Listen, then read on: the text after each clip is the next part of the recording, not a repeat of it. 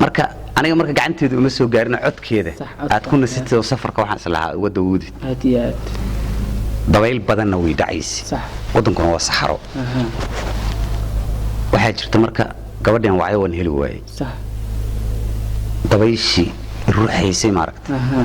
baawrka aan wadana baawr dheer oo trailer ah aad iyo aad dabayshii ruuxaysan fariinta u dhiibtay صح dabayshii aniga ilaahay subxaana qaadirka waxaan saddexay dabaysha dabaylaha meel kasta adduunyada wada maro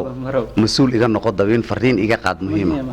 midaan doonayay calmaday u geey mudantaan inshallah صح marxaladii xaaladeeda u sheeg heerkan maray inaan daalana dalka iyo dhibaatada hayso aad iyo aad malada chiefkii malada dheh ma cuna dhuunigii ka soondhe aduu heesaha macaande amaan ku marinayaa dheh aad iyo aad sidii ruux maran ayuu dheh inta kiligii murmaadhe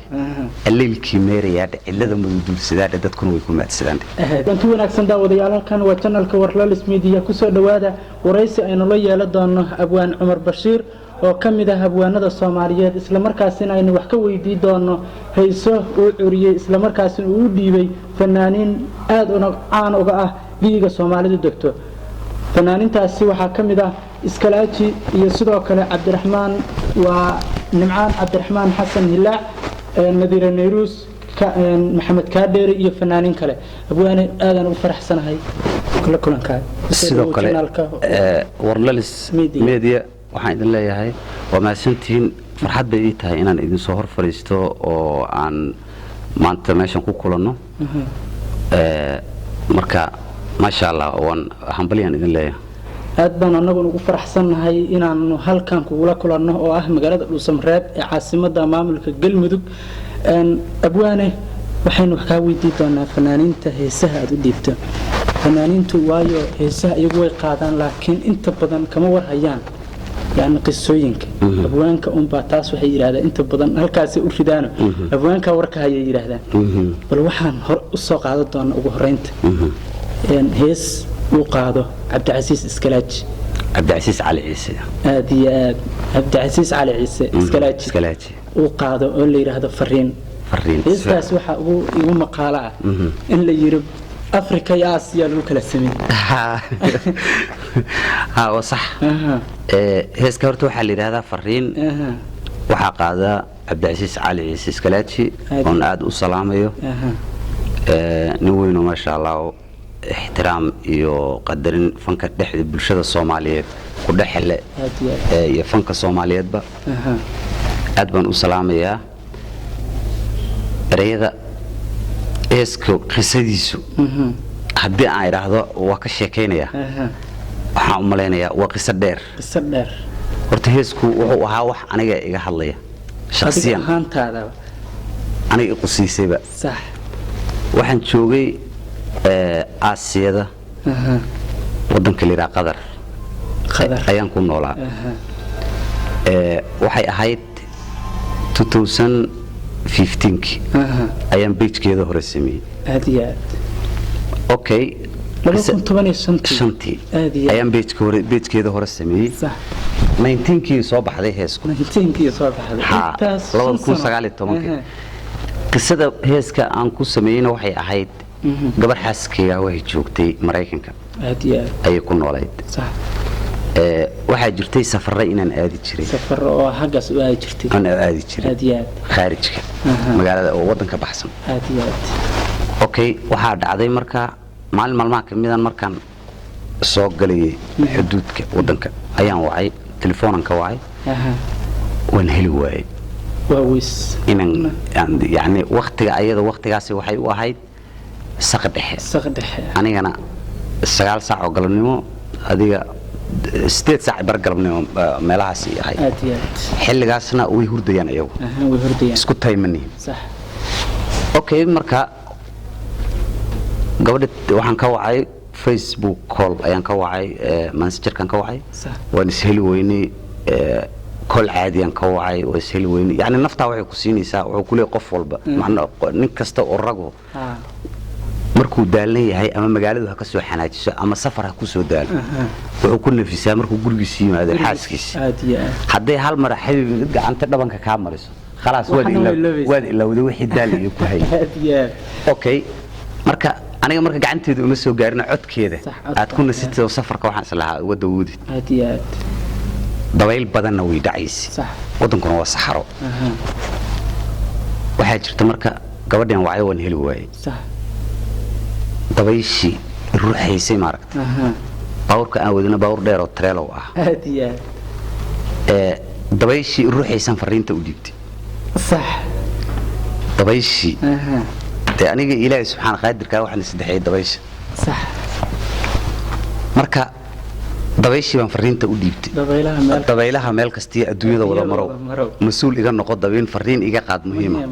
midaan doonayay calmaday u geey mudantaan inshallah صح marxaladii xaaladeeda u sheegay heerkan maray inaan daalana aad daalka iyo dhibaatada hayso aad iyo aad malada jiifkii malada dheh ma cuna dhuunigii ka soondhe aduu heesaha macaande ammaan ku marinayaa dheh aad iyo aad sidii ruux maran ayuu dheh inta kiligii murmaadhe alleelkii meerayaa dheh cidlada mudulsidaa dheh dadkuna way ku maadsadaan dheh aad iyo aad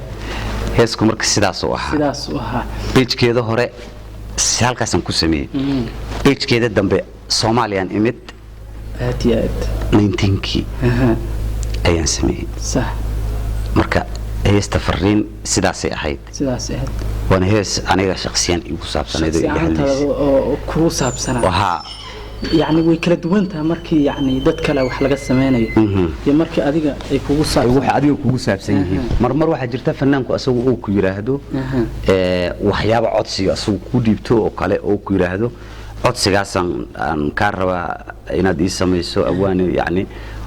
ama qof kale oo shacabka kamid oo inta ku yimaado oo ku yiraahdaniyo wax noocaasa aad iyo ayaa ugu dhacay ama waxaad adigu aragto adoo magaalada dhex maraya ama meel kasta mar ama baadiye mar ama magaalo dhex mar waxa adigu markaas ama dareenkaaga taabta oo dareen ahaan aad u dareento ama farxad ha noqdeen ama damqasho ha noqdeen noocay doonaba ha noqdeen aad iyo aad marka dhowr siyaabood ku kala timaadaa suugaanta qofka inuu ku curiyo ama waxa markaas uu soo dhaca aad iyo aad waxaan rabaa heesaha aad samayso kale mid kale oo sidaas oo kale ku qosayda ma ku jirta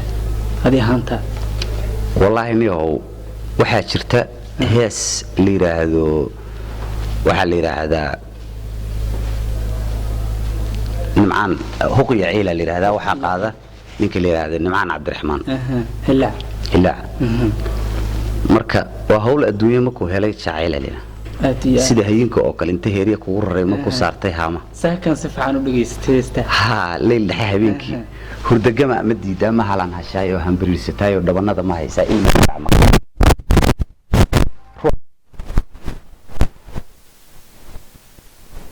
loo yeeto kaliya sax waxay ahayd fariinta gabadhan u diray oo taa fariinta u diray ayaan tan uga sheekeynay ha marna farxad ay ahayd marna murugo marka adduunyada saas badalay sidaas hees kale waxa jirta nimca hilaac uu qaado heestaas adduunyadaas ay kula soo dhacday madamo adduunyada weligeed waxba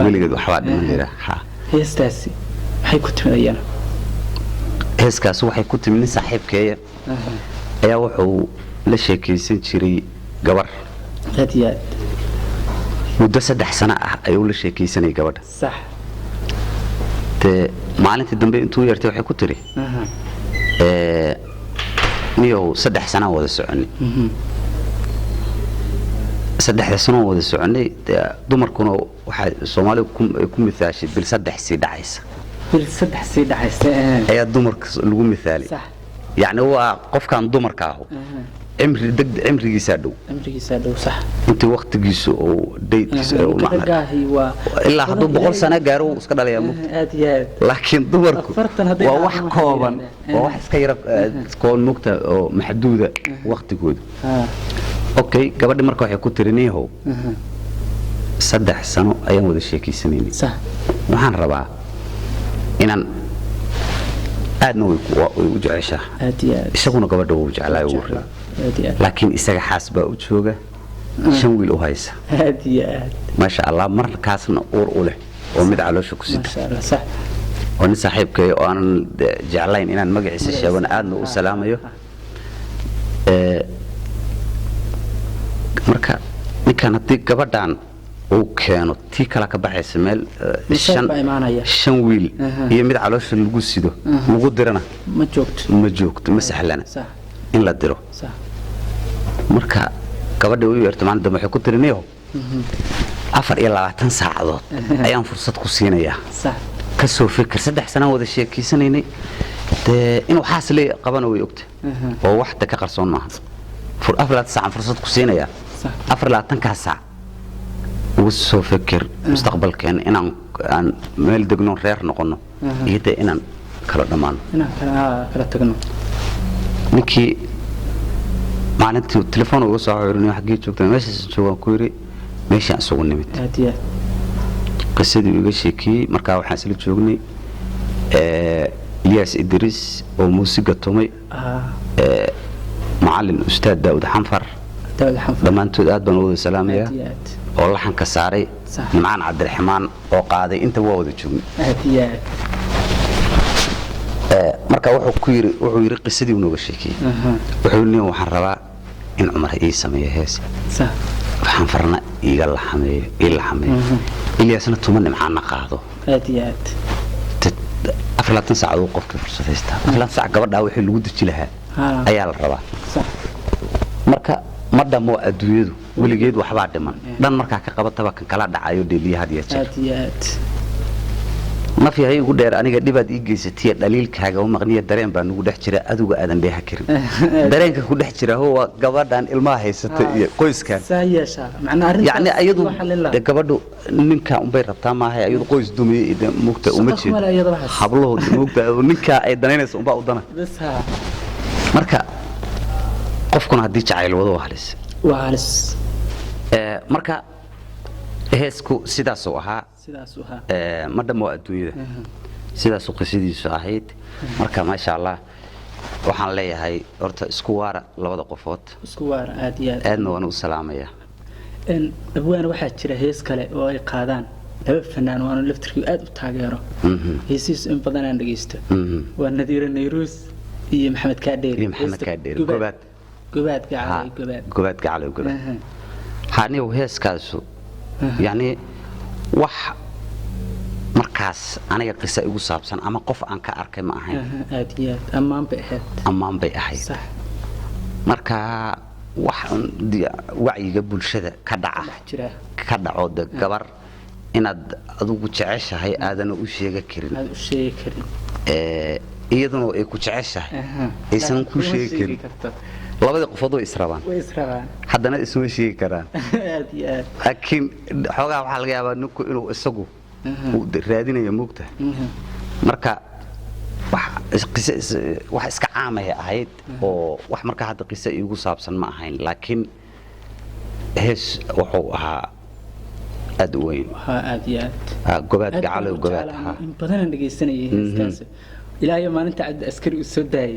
dhageysanayay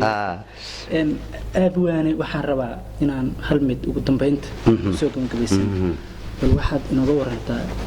fanka waayihii dambe sanadii ugu dambeysay waxaa moodaa in hoos u dhac uu ku yimid oo heesii miraha lahaa ama mugta oo weyn lahaa inay yani si yaraanayaan oo hadda heesii yani heesa kale wax cusub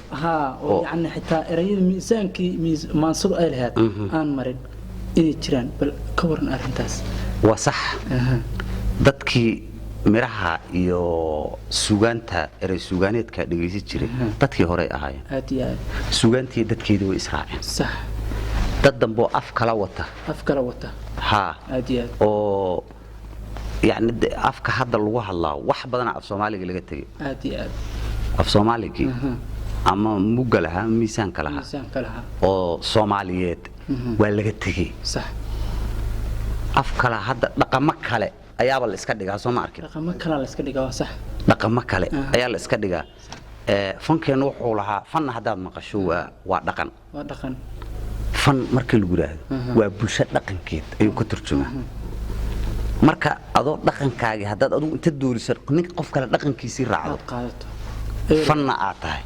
yalla yani fanka markii la yiraahdo waa microphone bulshada baahiyi bulshada codka u hadlay sax hadii adoo marka codkii bulshada ah aad baahiso dhaqan kale ama wax dhaqankii ka baxsan dad baahiso waa laga fiican yahay يعني إن السحابونين يعني سيو كلا حلقة يابا إن هو يمكن ماشي هو أمانة شري لقوا عايو ها لحمدي ولا بدلي لحمة كله أو dad ajnabi ah ugu daydo laxamadu aad moodaa hadda in lagu heesaba qaar hindi oo caadi hore loo qaado la yaqaano oo ayaa lagu heesa qaar waxayba ka dhigtaanba western caadi marka suugaantiina aan la aqoon ayaa lagu heesa hadda kale waxaa jirtay suugaantu amaba sida caadiga ah suugaantu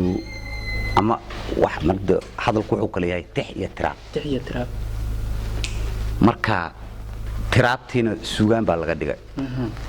oo tiraabtu hadalkan aan hadda isaga hadlayno waa tiraab tixdi ama suugaantii ama eray suugaaneedkii ama waxyaabihii la rabay in bulshadu ay dhaqankoodii ka hadlay baa laga tagay waa la isku caayaa hadda waa la isku caayaa in waxay maray gabdhaha dawladda laga sheekeeyo la caayo waa wax laga xishoodo subxaanallah ma fahmi marka waxaan leenahay horta dadka fanku dhaqanka soo celiyeen wasaaradda fankuna waa dhaqan wasaaradda warfaafinta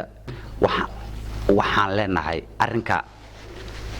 ilgaar ah lagu eego oo dawladdu xil ha iska saarto marka ummadda Soomaaliyeed waxaan leeyahay dhaqankooda iisan ka tagin qofka duu dhaqankiisa ka tago halis weey dhaqan bay leedahay Soomaali lagu yaqaanay dhaqan bay lahayd wanaagsan oo dhaqan laga soo minguriyay diinta ku aroora ay Soomaali lahayd inaan laga tagin dhaqanka wanaagsan inta qof kale la iska dhigi lahaa dhaqankaaga inaad ka tagto dhaqan kale aad iska dhigto waa xogaa aad bay u dhibaato badanta aad baa u mahadsantiin saaxiibayaal waraysiga aan la yeelanayna abwaan Cumar Bashiir oo kamid ah abwaanada Soomaaliyeed kuwa ugu caansan intaas aynu ku soo gabagabeynaa channelka hadda ku cusub tahay subscribe saar gambalaalka furasiina share garay aad baa u mahadsantahay